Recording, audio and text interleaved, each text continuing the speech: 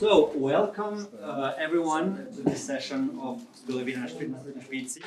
It is the first time that I host one of these, so I'm really glad that my first time here hosting a seminar is with my friend and excellent colleague and brilliant colleague, Paul Stubbs. I think many of you, yes, exactly, thank you.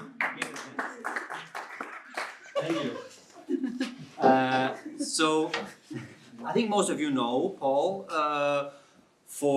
due to the many things that his many works, of course, on many different topics, but I think most especially because of the work he has done all throughout the region in the last few years. So, Paul Stubbs is a Liverpool-born sociologist who has lived and worked in Zagreb, Croatia since 1994, and from 2003 until his retirement in 2024, he was Senior Research Fellow in the Institute of Economics, Zagreb, where he is now emeritus. His main research interests include international actors and social policy, the anthropology of policy translation, left-green municipalisms, and the history of socialist Yugoslavia and the non-aligned movement. He edited the book Socialist Yugoslavia and the Non-Aligned Movement, Social, Cultural, Political, and Economic Imaginaries, with some good authors, some not excellent good authors, and some really, really bad, but published in 2023. His latest book is The New International Economic Order, Lives and Afterlives, published by Routledge, that you can buy here after the talk if you want to. He's a qualified cricket umpire. And his main flaw is that he is a cat person, even though he finds some dogs okay, which is okay, it's important. That was for Augustine not to read out, but it... I myself feel the obligation to add a few words about Paul. I am very happy to have Paul here today. I am also very happy to be, as I said, the one hosting him at the seminar. And Paul is generally reluctant to praising his own work. He's a very modest scholar in many ways. Insecure, in some ways. Is the word. And I will leave it to you to judge about his works, about the talk today, and we will discuss what are the merits and the non-merits of his research. But I would like to say something which I believe is objective, because I do believe in objectivity. Which is that I think that Paul Stubbs is virtually the scholar who has made the most for the development of studies on Yugoslav non-alignment in the last 10 years. And as someone who participates in that field actively, who has benefited from many of his initiatives, I am personally very thankful, and I think that all of us here should be very thankful for the work he's done, not only as a scholar and through his own writings, but especially, I would say, through the many-fold initiatives that he has had, collective, most of them, and engaging all the time in dialogue and exchange with scholars of different generations, of different countries, of different continents, with an intellectual honesty and openness that not everyone has. So I'm really happy again to have Paul here with us. And now, Paul, thank you. The floor is yours. Yeah, thanks. Thanks. I mean, thanks for the Institute for this opportunity and for the fellowship. Thanks to Nessa, to Nina, who can't be here, and certainly to Augustine for those very kind words. I thought you were going to say ex-friend rather than friend, but look, it's great to be able to talk about this new book. And the title is slightly different because I want to say a little bit more about the non-aligned movement, but the title's also different because the book has three parts: lives, alter lives, and afterlives. Routledge wouldn't let me put afterlives in the title because they said it wasn't a real word. So lives and afterlives is what the book's called, but I'm going to try in 45 minutes. When Augustine saw the slides, he reminded me it was 45 minutes, and then I told him that I was going to pick and choose between the slides, and it wasn't going to be like Castro's speech at the 1979 Havana conference. Let me start with the new international economic order. Of course, I will come back to this, but actually, the new international economic order passed by acclamation at the UN General Assembly Special Session on the 1st of May 1974, and then the Charter on the Economic Rights and Duties of States passed later that year. Are really quite small documents. There's a program of, there's a a general sort of introduction, and then there's a program of action which has 10 points and is only 10 pages. So why do you end up writing, okay, it's not a real history book because it's only 250 pages, it should be 750 pages, right? But how can one write a book based on that very small moment in history from just over 50 years ago? Well, I hope I'm going to try and kind of explain that today. This is the mood I'm trying to convey. Tito on the island of Brioni, worrying about the affairs of state and the coming crisis of global capitalism. And I'm trying to do what historians are supposed to do, which has a linear notion of temporality. You're not only going to get lives, alter lives, and afterlives, you're going to get pre-lives. So I do want to say a little bit about what sparked my interest in the topic and why I emphasize the role of the non-aligned movement, all right? Then lives. So what was the new international economic order? I was at a podcast last week and everyone was talking about NIEO, but I can't do that. So I might say NIEO to shorten things, but I might just say it. So how did it come about? What were the core intellectual ideas behind it? Which forces supported it and which opposed it? And then our alter lives. Which elements were not central to the NIEO, but could have been, given that they were subject of intense global debates at the time, all right? And then the afterlives. Now, I'm hoping this audience won't do this. Every time I've presented the book, 80% of the questions are about the afterlives. What does this mean for today? And I'm almost at the level of saying I don't care. It's not true, of course, because yesterday I was asked by the Vienna Global Forum to write a piece about why the NIEO matters today, but I'm kind of hoping this audience might focus on the historiography, really. So the afterlives is going to be there, but I'm really going to focus on the pre-lives and the lives, with just a note towards the second and third thirds of the book, if you follow my maths. Okay. I'm very grateful to Rade Verkovic, who pointed me to Slobodan and Snyder's wonderful work, where Snyder talks about useless history. We live in a region, and those of you who experience socialist Yugoslavia know all about useless history, all right? Useless history is a structured kind of political forgetting. It's the erasure of the past because it queers the legitimacy of the present, right? This kind of post-history, capitalist, awful present that we live in means that things that I'm writing about, like socialist Yugoslavia, the non-aligned movement, and the new international economic order, are meant to be useless histories, all right? And what I suppose I'm trying to do with others, as Augustine rightly pointed out, is turn useless history into useful history. Not something that can be cut and pasted for the present, but something that is rich in lessons for contemporary struggles. And I will try and say something about that.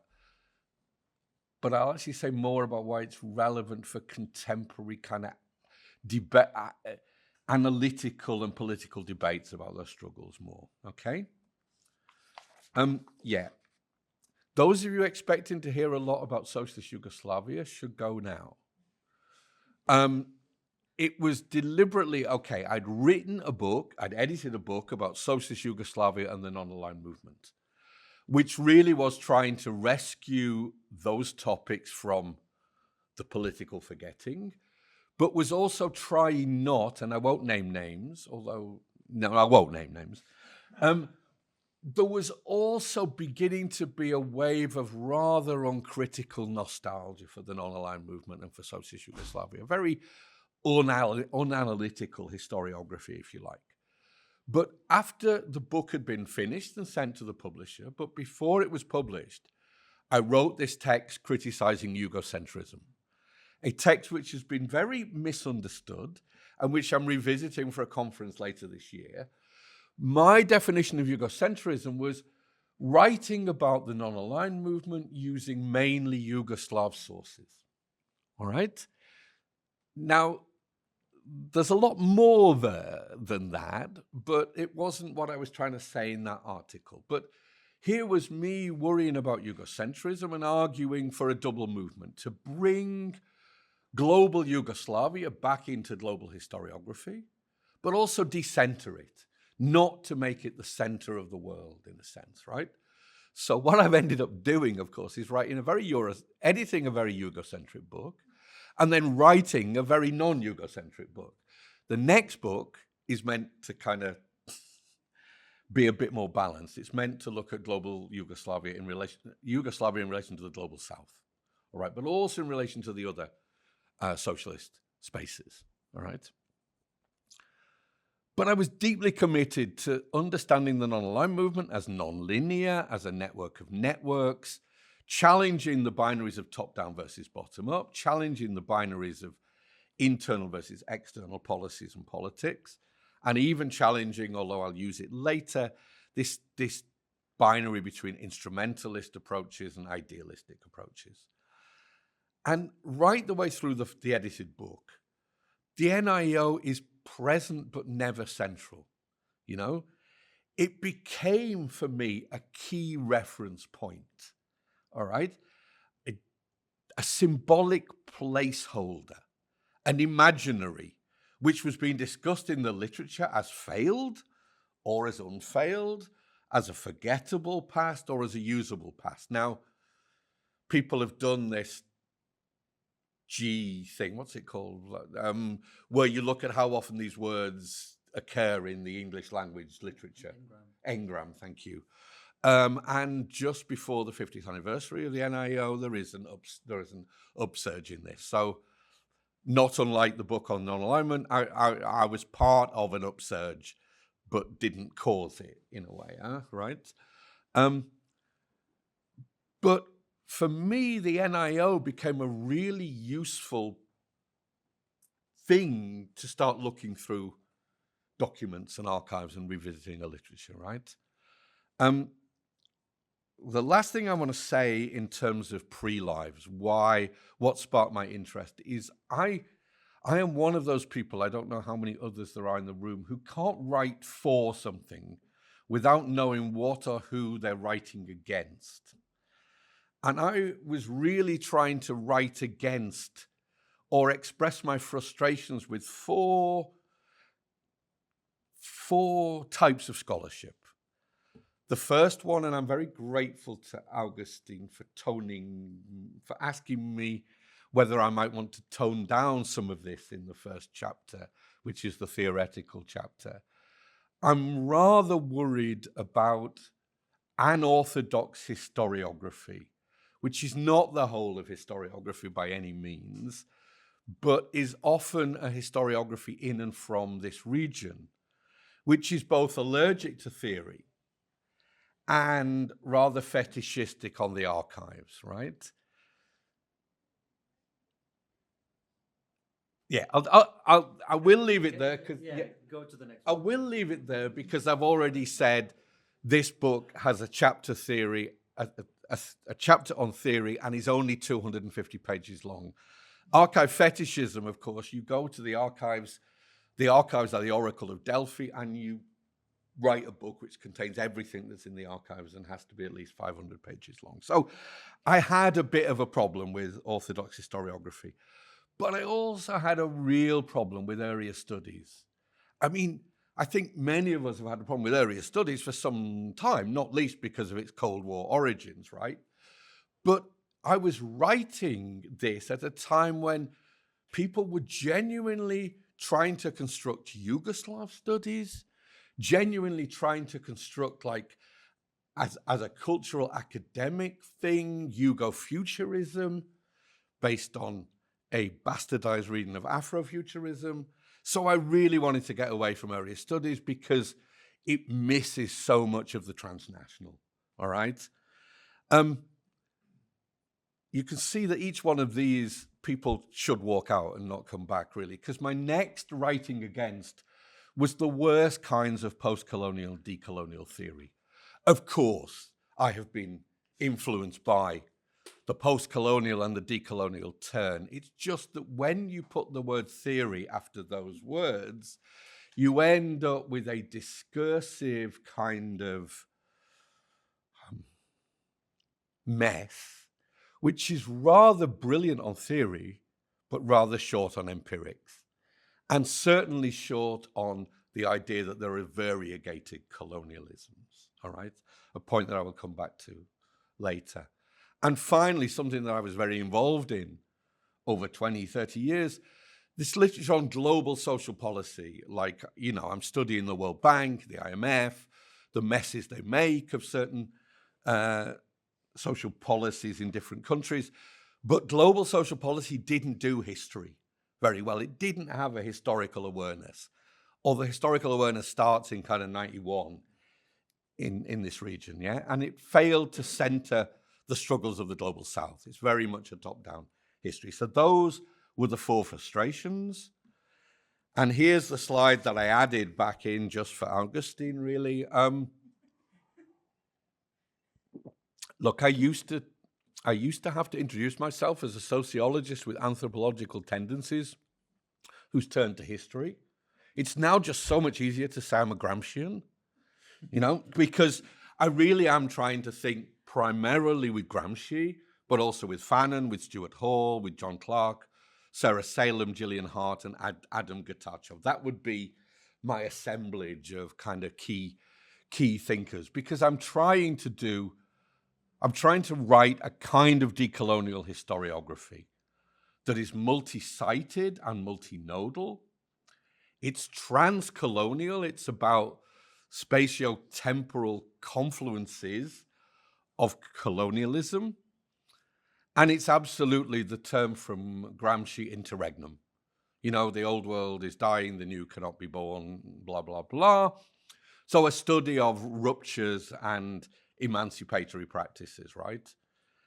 And I'm trying to do what I would call conjunctural political economy.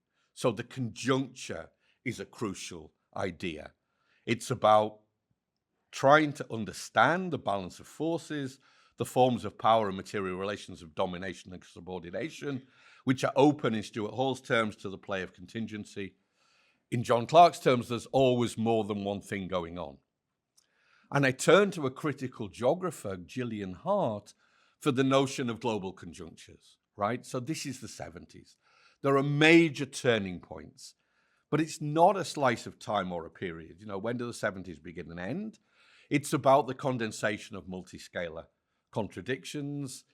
And if Sasho were not here, I'd call it counter-hegemonic world-making, but he's effectively, in things he's written, both to me and now to be published, criticized that notion of counter-hegemony. But it is about what Adam Getachew calls world-making, or I call world-making otherwise. It's a different kind of world-making from the globalization, right? And Gramsci and Fanon, through Sarah Salem's work on Nasserism, is really about, you know, trying to understand the nature of rule in the colony, in the post-colony, overdetermined by positionality in the world system. So there's a kind of soft cultural version of Wallerstein somewhere in this book, I think. Right. I will skip these quickly because a lot of the people here know this, but like the non-aligned movement coincides with the entry of decolonial nation states to the United Nations. The film that Mila Torelic released has the symbolism of all these people coming and taking up seats as new sovereign nation states in the United Nations. Between 1945, when there were 51 member states, to 1960, there were almost double, 99. So you've got the newly decolonized states in the UN, but did the UN have any power? But realizing that they have a weight of numbers, all right? At the same time, you've got the Bandung process that started in 1955 with the Afro-Asian Conference, but never repeated itself. So Yugoslavia and, of course, the 5 founding fathers meet in the margins of the UN General Assembly in 1960. They plan the Belgrade event. Nehru from India only comes because he's finally convinced that it will be a one-off and not the start of a movement. But in 61, you have 25 member states of this thing that doesn't exist. In Cairo, you have 47 in 1964. But then very little happens between 64 and like 68, 69. But the point here, the first of my many kind of alternative histories, is that even if the non-aligned movement had not experienced a kind of resurgence in the 1970s, it would have contributed greatly to the story here. Firstly, because the non-aligned movement states were crucial in the creation of UNCTAD, all right, in 1964. And the creation, at the end of the creation of UNCTAD, the G77, at the time 77 member states, including Yugoslavia, of the Global South. So UNCTAD and the G77 become key actors in my story, along with the non-aligned movement. It was about active neutrality. It wasn't a bloc, but it was critical of the blocs. It had a loose and flexible structure, the non-aligned movement, an ambiguous relationship to global socialism. Think about the fact that Cuba and Saudi Arabia were both founding members. The Yugoslav motives are complicated, but clearly they're searching for new markets and new alliances, but they're demonstrating genuine decolonial affinity, and the symbolic power of the anti-fascist struggle resonates with leaders of newly decolonized states in the Global South. I don't know how many of you were in Pula, but I gave a lecture on the contradictions of Yugoslav non-alignment, and one of them was the deep distrust of radical alternatives. The Yugoslavs called them pseudo-radical alternatives. So Indonesia's Conference of New Emerging Forces, which actually didn't end up happening, but also the Havana Tricontinental Conference, neither of which Yugoslavia would have been invited to. They spent a lot of energy trying to dismiss those more radical kind of movements. Huh? You don't need this. You don't need this. I put this here for students just to say how many of these things that the non-aligned movement was interested in 1961 are still relevant today.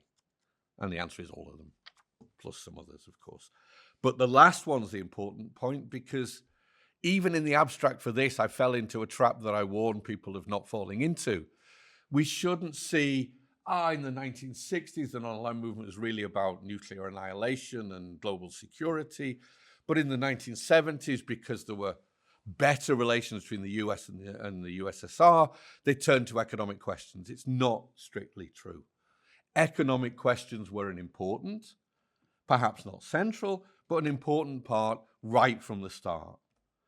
And to prove it, here's some quotes from the conference communiques of 61 in Belgrade and 64 in Cairo. You can read them. They're actually quite radical in language. Economic imbalances inherited from colonialism and imperialism. The growing imbalances between developed and developing countries are structural. They're not accidental, all right? And then the 1970s. This is, of course, too close to what Augustine has rightly called a kind of top-down diplomatic history. But the Lusaka Conference in 1970, in which there were already 55 members of the non-aligned movement, focuses much more on economic themes. It's very much framed around neocolonialism, a concept which I will come back to later. And the Yugoslav lobbying for this thing to continue only manages to succeed when the Yugoslavs find new interlocutors. Okay, many of the first wave founding fathers have been deposed or are dead, but Kenneth Kaunda in Zambia, Julius Nyerere in Tanzania, and to a greater or lesser extent, Indira Gandhi in India, actually say, let's go forward. Let's do this. Let's carry this on. Partly, I think, because certainly Kaunda and Nyerere had this sense of, why not have another arena in which we can put these issues forward, right? But the insistence was, the bargain was, focus more on economic questions, focus less on writing ever longer communiques, and actually let's try and get some things done. So that bargain appeals to the Yugoslavs, and that's what basically kind of leads to pressure for the new international economic order. So I've got a virtuous troika, in a way, not the nasty troika of fiscal waterboarding later, a troika of the non-aligned movement, which because of its flexibility could act as a global thing. Are you laughing a lot, Nessa? Don't do this. The non-aligned movement can act as a global, as a think tank, as a flexible think tank. Of course, it had lots of formalities. You know, my point about Castro's speech. The Belgrade meeting lasted a day longer because they would never interrupt heads of states and their speeches, all right? However, it was small enough and with enough working groups to really be able to think outside of the box and to test out some new ideas. Those ideas then go to the G77, which already by 1970 has 100 members. So it's a much more formal place, but it acts like a kind of parliament of the Global South. So ideas from the think tank come to the G77 and a consensus is built. UNCTAD is important for two reasons, at least. One is because you've actually got some smart people from the Global South working in UNCTAD and able to develop technical documents that actually help develop a kind of idea of a different economic system. But you've also got massive disillusionment by the countries of the Global South in what UNCTAD had managed to do. It had been set up to fail by the United States. It became known as under no circumstances take a decision. It didn't have the status of a kind of UN agency. There are lots of issues. So UNCTAD's failure meant that it could also act as a kind of technical secretariat for NAM and the G77. Can I prove this historiographically? Kind of. Yeah, I mean, kind of. There are testimonies of people that were working along this triangle that matter to me. Right. The French, commodity prices, OPEC, oil crisis, 1973. The French want a special session of the United Nations General Assembly. Previous special sessions have been very, very specific about specific issues, but this is a bigger one on commodities.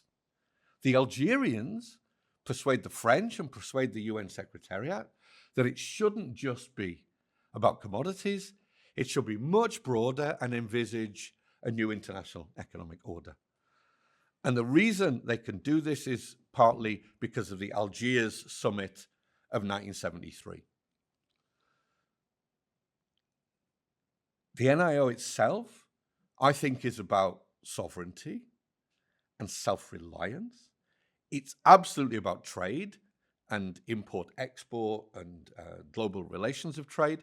It's about modernization, both industrialization and agricultural development. It's certainly about global governance. There's already demands for the IMF and the World Bank to be more representative of the different countries of the world.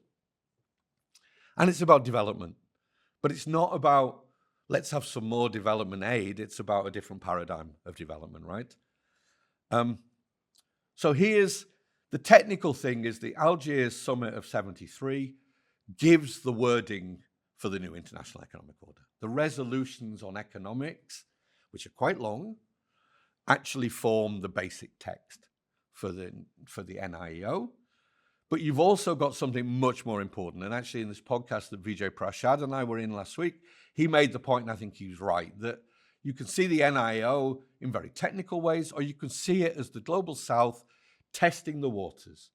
This is the first time in the interregnum of the 1970s that the Global South has a collective voice in a global arena.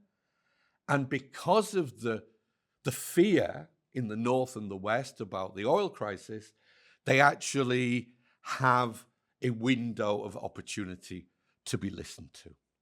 So the oil crisis enables the collective voice.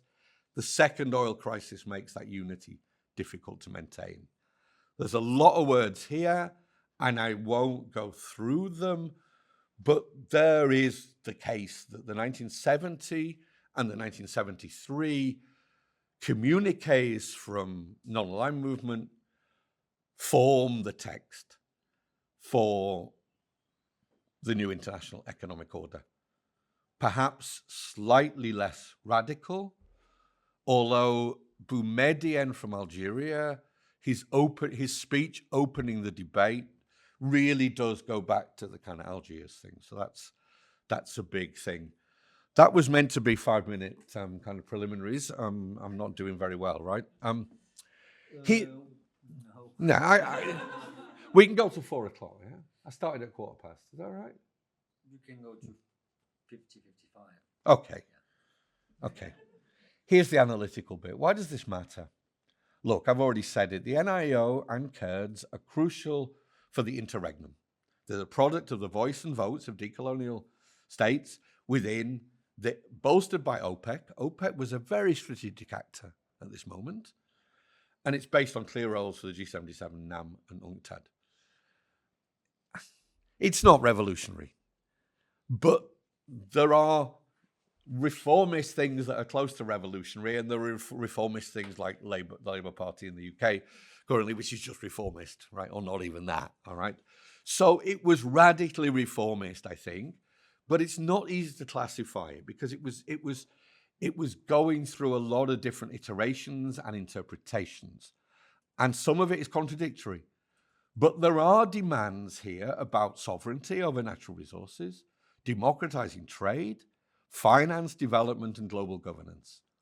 It's absolutely an emancipatory modernization template based on industrialization, diversification, economies of scale, nationalism planning, and this key phrase, collective self-reliance, which could also be interpreted in a very radical way or a rather reformist way.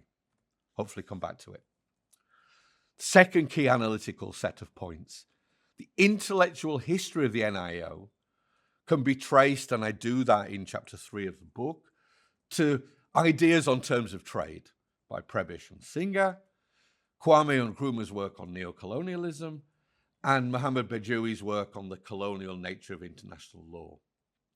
There's also, in the wings, they borrow from, the NIO borrows from, but also gets criticism from Marxist dependency and world systems theorists, Samir Amin, Andre Gunder Frank, and Emmanuel Wallerstein, writing at the time. Next point, this is chapter 4 of the book, there was nothing to suggest the NIO was bound to be defeated. There was, for a considerable time, unity between the oil-producing and oil-consuming states. It was never a clear north-south battle. There were like-minded states, mainly the Scandinavians, but also Netherlands and Ireland. There was the Commonwealth. I spent a month in the Commonwealth archives, being an archive fetishist. There's some extremely interesting things about what the Commonwealth was doing. Soviet Union was also relevant until the Soviet Union realized that it wasn't actually in their interest within their place in global capitalist markets to be too strong in their support, not unlike Yugoslavia. And you've got shifting tactics of the United States. You've got Moynihan, Kissinger, bad cop, good cop at one moment, but you've also got let's try and incorporate the oil-rich states into global governance. Let's give more money to the less developed countries. So you've got a divide and rule strategy. And of course, the marginalization of the NIO is related to the rise of neoliberalism, whatever one means by that, you know. The debt crisis, the structural adjustment programs, the new international division of labor, in which the World Bank and the IMF came out more strongly. Look, here's why I think this matters. This is why I'm going to try and write up in the text that I've been asked to write. Treating the NIO conjuncturally actually raises so many relational questions for emancipatory decolonial struggles today. What's the relationship between the political and the economic, right? Determinant in the last instance is ringing in the back of my head somewhere. But what is the relationship between the political and economic? What is the meaning, and this is Getachev, I think, even though you don't like the book, what is the relationship between nation-state sovereignty and self-determination and transnational multi-scalar world-making? What's the relationship between institutional and extra-institutional paths? What's the relationship between national bourgeoisies and popular forces, workers and peasants? What's the relationship between maximalistic and minimalistic sets of demands? So the Algerians, for example, absolutely clear. It's all or nothing. Take it or leave it. The NIEO is a package. It comes as a thing. The Yugoslavs are briefing behind the curtain. No, we can take it one at a time. So they're already undermining it, but not publicly. State and non-state actors, democratizing the UN and the IFIs, conflictual versus consensual approaches. So there's some rhetoric in the NIO that this is based on global class struggle, but there's also, you know what, the NIO is in the interest of everybody, including the global north. So you've got, a lot of interesting things there. And I have a lot of quotes, which I'm not going to go through, but Singer and Prebisch didn't work together, but were working in different bits of the UN, but came up with very similar, empirically based economic arguments. Singer, the underdeveloped countries have the worst of both worlds. So they're making primary materials, which the West is determining the prices of. Those primary materials are going to use to make industrial goods, which the West also determines the prices of when they're exported back. All right? Nkrumah's crucial here. We have political sovereignty, but we don't have economic sovereignty. Why do we not have economic sovereignty? For two reasons. One, because the colonial powers are still there. They're still incredibly present in our economies, and multinational corporations are growing in importance. All right? Bejoui. Mohammed Bejoui, an Algerian legal scholar, wrote a book originally in French towards a new international economic order. The first third of it is really boring and on kind of global poverty and not relevant, really, or other people have said it better. The last 2/3 of the book are about the colonial origins of the body of international law and a kind of strategic framework for how to decolonialize international law. Brilliant, really, really useful. But he's also worried about multinational corporations. And then, of course, Wallerstein. So I'll do quick one-liners for each of these people. Wallerstein. Why does the word capitalism never appear in the new international economic order? What are you afraid of? Why can't you call global capitalism what it is? A system of global capitalism. Andre Gunder Frank, particularly concerned about Mexico and Kurds, by the way. NIO is a great way of pretending that you're radical on the world stage whilst oppressing your own populations of leftists and trade unionists at home. Samir Amin, this is not the best quote, but I couldn't find it. Samir Amin basically said, the new international economic order is a new phase of imperialism. It is about redistribution from the proletariat of the North to the bourgeoisies of the South. Right. That's the first half of the lecture. Yeah, okay. But it's not. No, I'm joking because one day, no one ever invites me back. I've no idea why to give a second lecture. But in a way, the second lecture would be, let's talk more about the alter lives and the afterlives. But I really am going to go through this quickly, and of course, we can come back to them in discussion. 10 minutes. Yeah, okay, 5 for alter and 5 for after. Okay. And the thing about alter lives is that my alter lives are no better than your alter lives. You could easily think of a number of other counterfactual histories, right?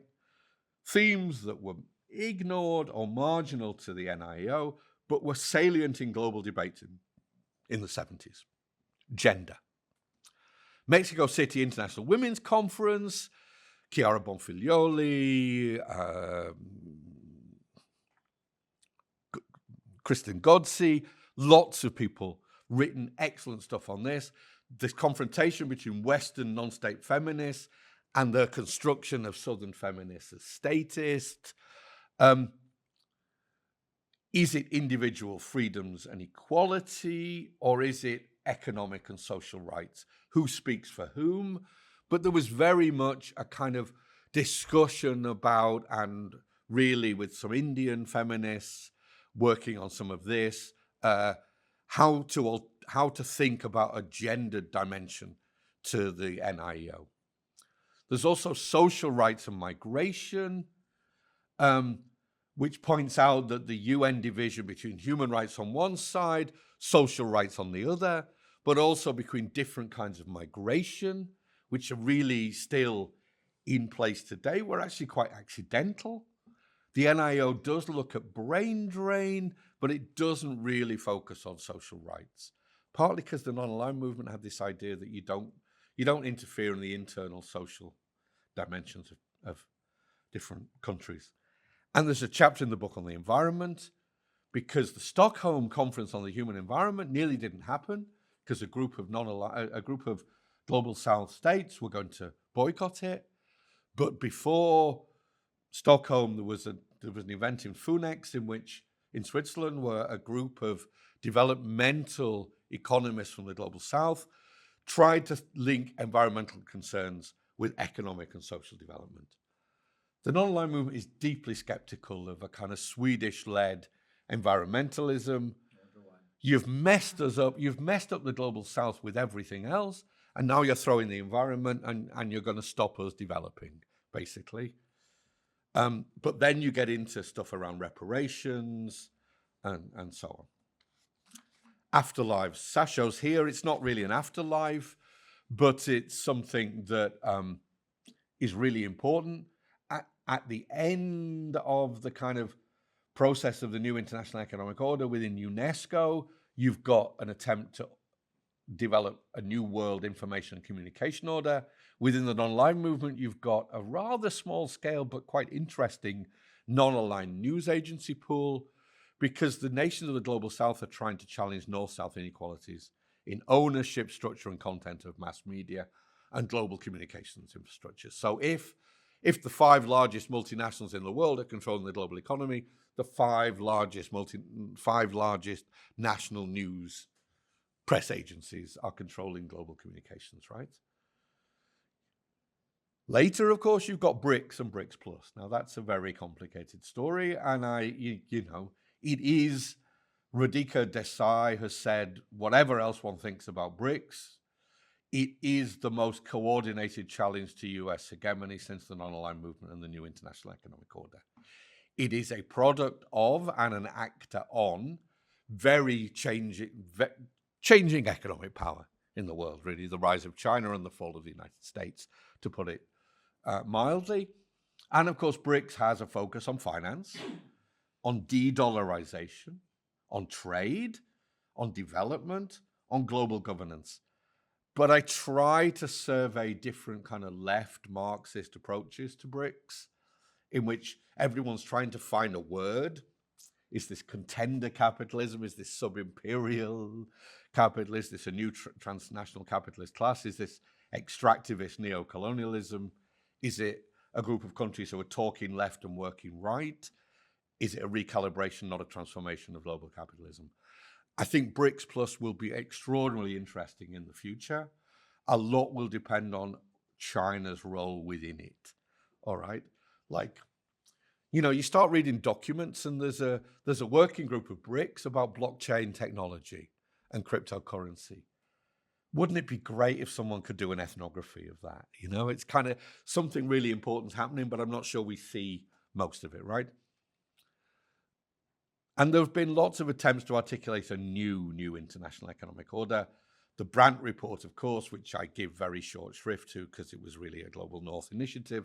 But the South Commission, Nairiri, finally resigns after his battle with the IMF, and then the South Commission produces a non-radical report, but there are lots of background documents to the South Commission that are much more radical. You've got Vijay Prashad and his comrades in the Tricontinental,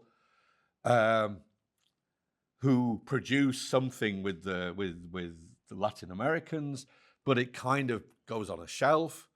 You've got Varoufakis and others in the Progressive International. But for me, these are projects. You know, where is the connection between the content of these ideas and the possibilities for an active agency taking this forward, which might be difficult. But I think the NIEO is on failure and it stays relevant. Yeah.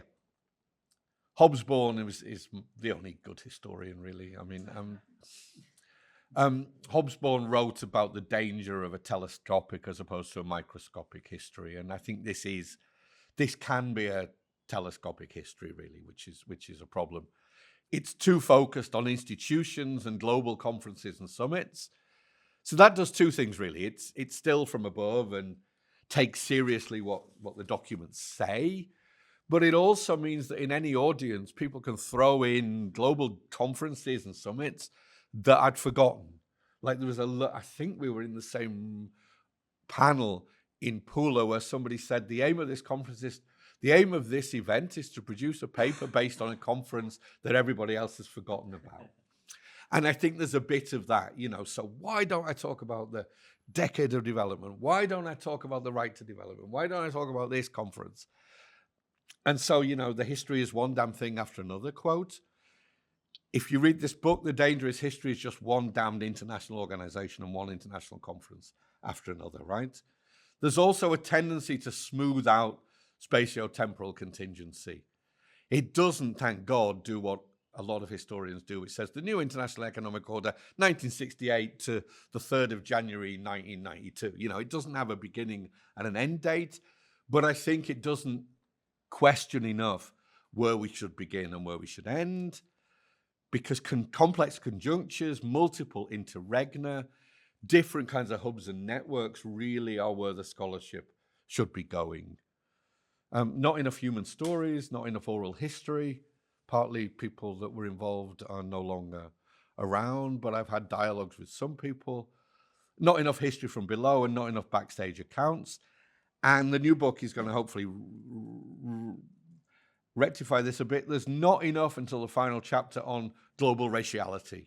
You know, I'm part of that left tradition that believes gender, race, and class are entangled, and none of those is prime. And therefore, global that's enough for Vlad to leave. Global raciality, the co-constitution of race, racialization, and practices of racism. You know, South Africa, apartheid, resolutions in the UN, Israel, Palestinians in the UN are all at the same moment as the NIEO, right? And so we need to bring raciality back in. I'll end with Christy Thornton, who just wrote a little paper saying we need more backstage accounts, but how we're going to get them is a big question. Multi-level negotiations about the NIEO. You actually can find stuff in the Commonwealth Archives, he says, fetishizing. But, you know, the memos, the phone calls, those matter. And what I'm trying to do now is actually write much more of bringing socialist Yugoslavia back into this, including a focus on global raciality and support for liberation struggles, including anti-apartheid. Because, you know, the 1970s, right? You've got the NIO and the economic debates in the UN, but you've also got, you know, Portuguese colonialism, settler colonialism in Palestine, and apartheid that carries on. So those are the entanglements that I want to kind of get to in the thing I'm doing next. And because you insisted, in 5 seconds by my watch, it will be 5 to. So that's it. Send me an email and you can have the PDF. Don't buy it because it's too expensive. Okay, thank you.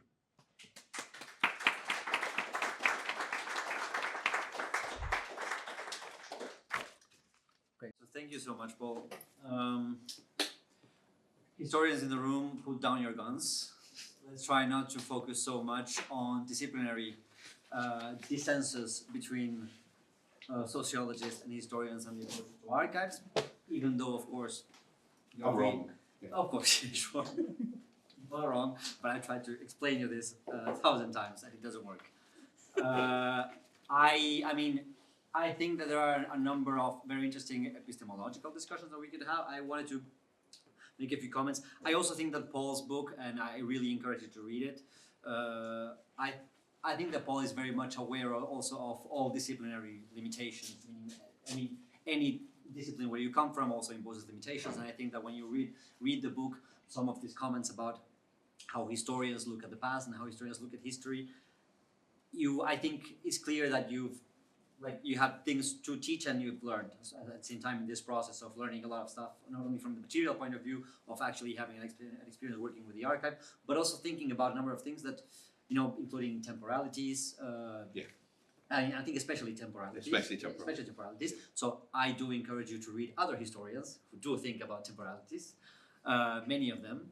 But I had the feeling, as a historian who is not allergic to theory at all, but who is a historian in the end, that Paul's book is very balanced in its theoretical ambitions and its criticisms for those who do not do theory. Thanks to your comments on the first draft of chapter 1. Hopefully that helps. I had 2 comments or questions maybe to start the discussion, and then we can open the floor for everyone. The first one is about again one of the comments that you said in the end about the limitations of the book, right, about the lack of human stories, which I do think one sees sometimes that you do have this like a bit telescopic angle to the thing that you talked about. My question is to which extent, because I think that there's a question that I've seen in other works dealing with NIEO, or how you want to call it, which is there is a class question concerning the people who articulate this discourse in this project. Yeah, elite. So it is an elite, a technocratic, globalized elite coming from the global south, which lives off of international organizations, international and transnational bodies of governance. These people are very often completely alienated from their own populations. They have no idea of what's happening in there, like as most diplomats in many cases, right? This happens very often. So my question is to which extent one can justly defend this as a project of the global south, and or on the contrary, one should talk about a project that of course emanates from the global south somehow and is connected to many interests coming from the global south, but which is also, in a different dimension. Yes. So that's my first question, and the other one is just an invite for someone in this room to take the lead with this discussion. Where's China in all of this?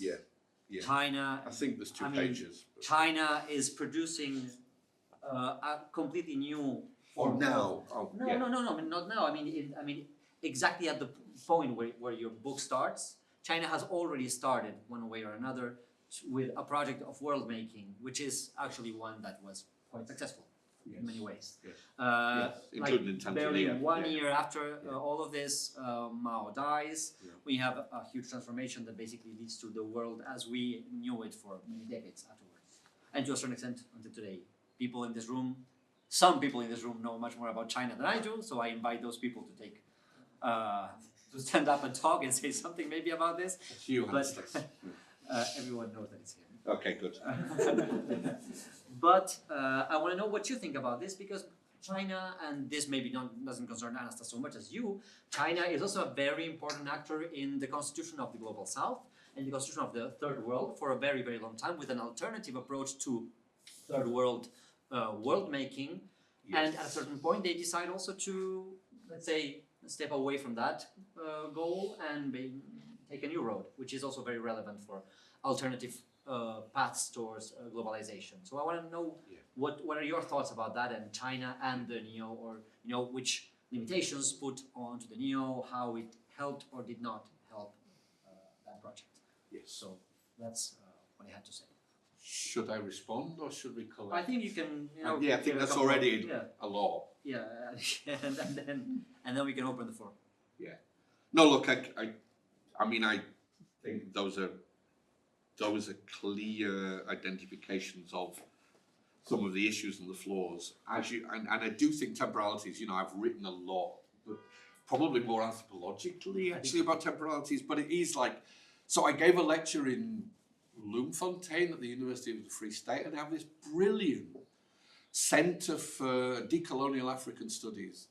And they gave me a list of PhD student topics, and all of them had a start date and an end date. You know, so I do think linear temporalities is still really there in a certain kind of way of doing history, right?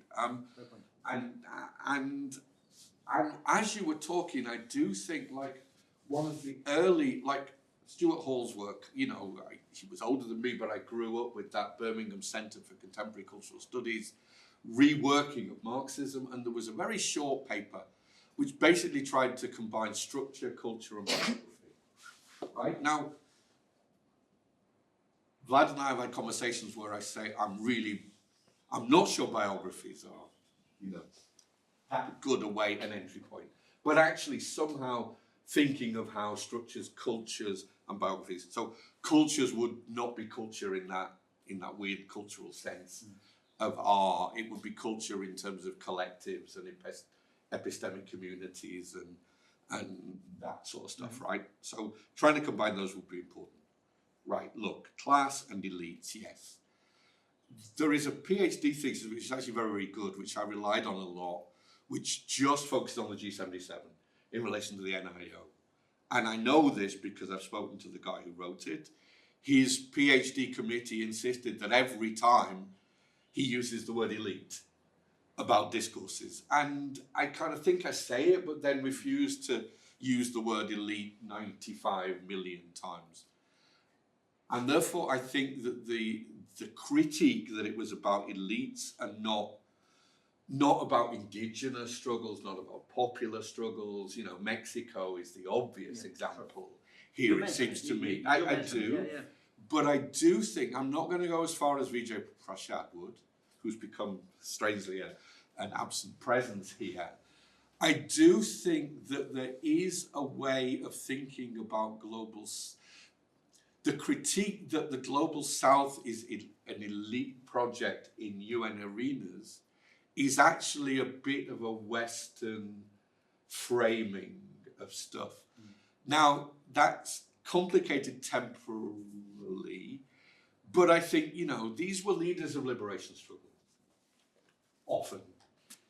Yeah, but you're right. By the 70s, not so much. The technical has replaced the political, or the technical is in danger of displacing the political. So one would want more, you know, about what's going on. I mean, the reason I went to Bloemfontein is there's a colleague there who's working on the Economic Commission for Africa.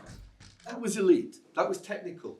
But because it was Africa, they were doing their best to kind of have local consultations, right? So Tanzania, of course, there's a kind of grassroots discourse. Difficult to trace, difficult to capture, but yes, there is the growth of a technical class, and this is the voice of it. And in fact, you see it. I didn't really dwell on 1970, 1973, 1974. NAM resolutions were starting to be done like UN resolutions, bearing in mind that we call for actually it would have been better to have maybe framed it differently. China. Oof. Yeah. Yes. I mean, I know. And absolutely, and I think absolutely, like the Chinese were already engaged in a world making, which overlaps with this, intersects with this in crucial ways. It intersects with it because they're building infrastructure in Africa. It bizarrely intersects because the smart money now is the Lusaka Summit of 1970 would not have happened without a significant grant from the Chinese. Different people have now been tracing this. There was lots of stuff about actually, you know, Lusaka, they were flying in food from other places, including China, which is kind of weird. Incidentally, just if I may interrupt you, Yugoslavia built the infrastructure for the Lusaka conference. Yes, indeed, absolutely. Energo project, absolutely. The entire infrastructure, but yeah, China was important. In my defense, China's there, but not big enough, because there are some Chinese scholars, there are some China-Yugoslav scholars who will do much more. But I think, and correct me if I'm wrong, Alistair, I think that this is still too early for archival traces of Chinese world making. And actually, it's not that long. You know, the non-aligned movement is crucial to China having a seat in the United Nations. All right? So China becomes then important, and China was much more supportive of the NIEO than the Soviet Union was. But you know, it would have been a different book. Now, there's much more about China in the BRICS chapter, and then you could say, well, why is there not a connection? So I think, you know, the China stuff really does matter, both for then and for now, but it's probably for other historians to kind of do this. But yeah, as you pointed out, infrastructure and the global south is a really important and complicated issue. The Yugoslavs were incredibly important in those early 70s. Thank you. Anyone? Yes, please go ahead. I'm almost obliged to say something, and I hope we'll have a time during your stay to go for a coffee and discuss Absolutely. the question of access to the archives of Slovenia. Which on my part, of course, there's no problem in getting the access. Everybody knows who you are, don't they? No, I don't think so. Okay, so And I don't think so that most of the people don't even know who my father was. I'm quite certain about that, yes. You could ask, but I'm quite certain that they do not know. The younger generation does not. Though I have to mention, I cannot help but say how my father was a very, very dear friend of Raoul Page. indeed. So there's quite much oral history which we will discuss, but not Here. and I will recall and retell, and other things also involving the G77. Right. But one big question which was just kind of in passing. Yeah, now we need to know who your father is. Yanis Yanis Stanov. Stanov. Janis Stanoni. You left us at the cliffhanger, so you left us at the cliffhanger. Well, it wasn't exactly a cliffhanger. But okay, yeah. So Afterwards, and you only it get wasn't free that. beer. There wasn't that you really had to cling on. Well, anyways, this big question, which was kind of in passing, the phenomena that the new international economic order was somehow a cul-de-sac, a dead end. Right. Really. Yeah. Yeah. And the marginalization, and I wonder how much there was intent in that, and that there was so much idealism in this, the whole concept of the new international economic order, Right. particularly expecting that UNCTAD would take such a lion's burden Yeah. to move the non-aligned agenda forward in the field of trade and development. Yeah. So there was so much idealism which was not really founded on some firm ground. That was my feeling, though I have to say I never discussed this with my father, though I know, of course, he was in many ways disappointed at the way things were going. But in an objective historical sense, was there any chance that the new international economic order could succeed and that this would make at that time a rebalancing of power? You mentioned the BRICS, which were now a strong contender. Yeah. But was there any possibility at that time to make this shift of power towards the stronger, so to speak, and larger Great question. developing and or non-aligned countries? It's a great question. You know, look, I think there's three ways of answering this. One is that I think there was Vijay Prashad is right. This was testing the waters. This was like, okay, there's enough of us now in the UN. Let's see what happens if we put this forward. But there was also within that the leverage of the oil prices. And in the literature one finds, and in the speeches one finds, and maybe this was also naive, but you find if we can do it for oil, why can't we do it for copper, aluminium, rope, coffee? You know, that in a sense, the agent, the NIO is the content, the agent of change are commodity associations, right? So I think there was that element there, right? But it was, it reads like an appeal to global capitalism to think that in the long term, it's almost like welfare, Bismarck on the welfare state. Capitalists can't afford a welfare state, but capitalists can't afford to do without a welfare state. That this is the bargain, this is the global social compact that will be needed for global capitalism to survive. All right, so there's that, I think, is partly in here. See what we've done with oil, just wait till we get our act together on other commodities as well. Right? The second thing, you're absolutely right about UNCTAD. As I said, it was like the disappointment of UNCTAD, how disappointing UNCTAD has been leads to this formulation. But there are also civil servants in UNCTAD who are willing to help them to write certain things. And of course, two things do come out of this. But when I tell the story in a way shortly, it is of course much less radical than it could have been.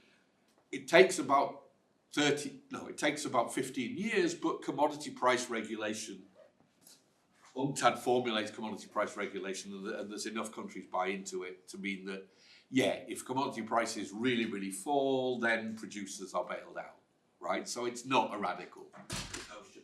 And then, of course, you've got the idea of control of multinational corporations. So what started out as what was meant to become a UN charter and international law on multinational corporations becomes a voluntary code of conduct for multinational corporations, right? So totally watered down, but in a sense they both derive from that utopian idealism of the new international economic order. Something that I hope we will talk about when we meet for coffee, and certainly I'm hoping to write about, is how interesting it is that Yugoslav economics starts with a number of research projects in the late 70s and early 80s, which are framed around the premises of the new international economic order, just as it's kind of being defeated, which I think is a very interesting temporal slippage in a sense.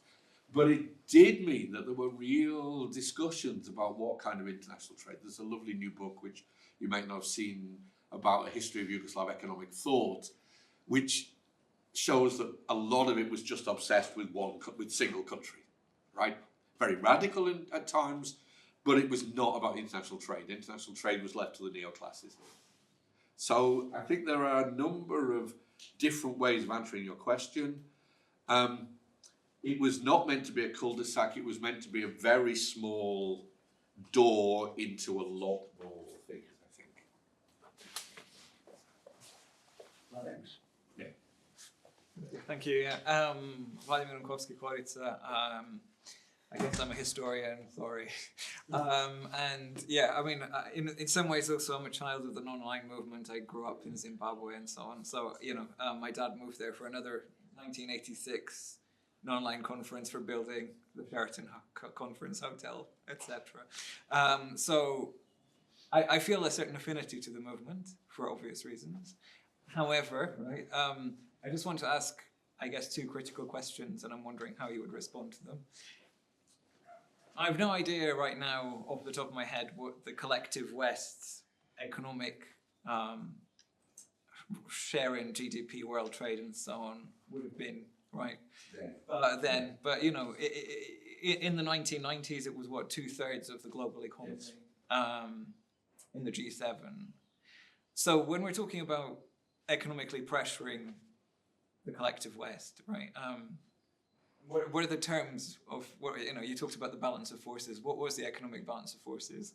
And beyond that, you know, there is other things that the United States has at its disposal, including, you know, hard power. Indeed. Which of course it was using at the Yeah, time. which it was using. I mean, you know, the Middle East being the oil producer, 1973 Yom Kippur War and all that sort of stuff. So, I mean, the balance of forces, militarily speaking, is not obviously clear-cut. There was also the defeat in Vietnam, but it was a big deal. Right, so I'm just wondering if you could talk us a little bit through that. And then the other kind of question about the kind of elite versus non-elite stuff. You know, you would expect me to be more with Gunder Frank and others about where's the working class of the global north here.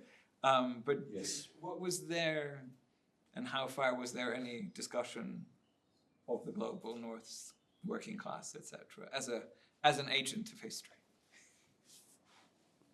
Yeah. Okay. Great. I mean, So I did actually expect that I would put the tables in the book and left them out for different reasons. There's some really interesting stuff around world trade, but of course it's dominated by the global north, global west.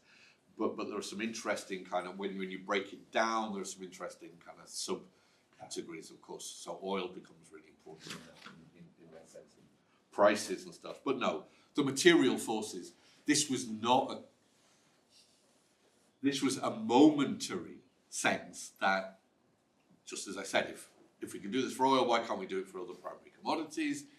And absolutely, the US was very clear in a way that this is the Faustian bargain, where we're going to, the richer non-aligned member states, and there's now a big literature on this. There's a new book, well, it's not out yet, but I was a reviewer, and he's going to do one more version of it, but Peter Wright, about how commercial considerations for Yugoslavia kind of were already there much earlier than the crisis years of the 80s, right? So it's very much about we should concentrate we have a very different set of policy instruments for the oil-rich countries of the global south than we do for the least developed countries. It's not that we abandon those for the sake of those. So, you know, there are real questions there about the material dimensions. Vietnam War, this is really, really crucial. I can't remember, I don't think it was Moynihan, but Moynihan, was it Moynihan? No, God, it was, Sasho's gone. But when the New World Information and Communications Order was being developed in UNESCO, an American rightist from part of these new think tanks that were crucial to the development of neoliberalism said, two enemies are the new left at home, which opposes the Vietnam War, and the new international economic order, the forces that are bringing that about. So there was fear. What I'm trying to argue is that there was a degree of concern. All right? And I think that's complicated. The second, of course, it would be great to look more at the role of international trade unions, to look at kind of different working class forces. Haven't done that. You do have the Swedes, for example. So the Swedes are kind of really, under Olof Palme, really trying to develop to be supportive of some of these demands, but saying they're a bit too radical. They then, when the NIEO collapses, I didn't really mention it here, in order to put the squeeze on apartheid South Africa, is starting to do a mini NIO with SADC countries. So the Southern African Development Corporation, giving the Finns and the Swedes are giving money, but it's kind of, it's projects again. But then the Swedes realise they've got their own multinationals who are going to suffer from some of this. So it would be, I think it would be a fascinating project to start to look at how much these discourses around the NIEO are involved in what one would call trade union world making, or syndicalist world making, or proletarian world making. I think there might, you know, something in pushing for this.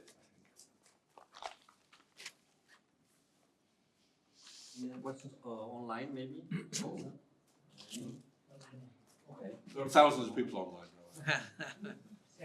7. We still have 10 minutes. If somebody has anything to say, please, this is the moment. Otherwise, I think we can, you know, this conversation can last forever, so we can have this. We can go to the pub, yeah. Yeah, I cannot, but you can.